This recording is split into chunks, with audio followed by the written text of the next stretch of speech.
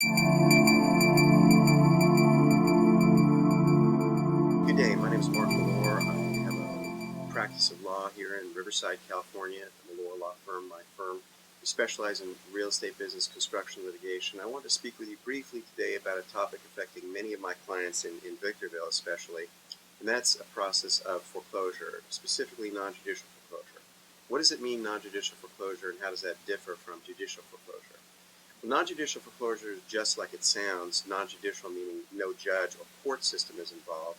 In other words, the lending servicing company can foreclose on your property without the involvement of a judge or the court system to order such foreclosure taking place. Rather, through the non-judicial process, they can foreclose on the property and take possession of the house and title of the house back from the borrower who's delinquent. Now, what does it mean, non-judicial foreclosure? Well, it's a process by which certain documents are recorded. After 2 or 3 late payments, is typically what I find with major institutional lenders. We have a document called the Notice of Default, which is recorded in the county recorder's office where the property is located. Once the Notice of Default is recorded, the property is now technically in foreclosure, and once in foreclosure, it will start showing up on all the services.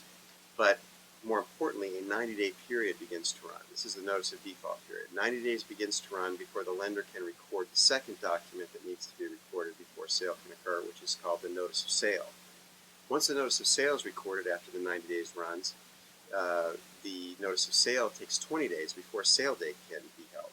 So when you put those times together, 90 days plus 20 days, you're looking at 110 days before the house can be sold at a bare minimum, plus your late payment periods of 2 to 3 months.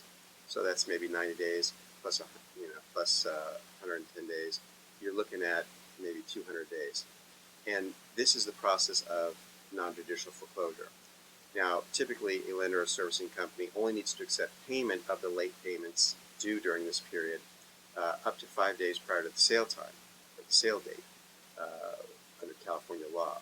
However, I find, practically speaking, lenders do accept payments even within that 5-day period, because it's cheaper for them to accept the late payments to cure rather than foreclose on the property and take a loss. So many times lenders will overlook the legal requirement on that and accept the payments late in order to cure. If you are facing that as a borrower, or you're a lender that's wanting to foreclose on property, feel free to give me a call. I'm more than happy to discuss your facts and particular options that are available to you in your particular circumstances.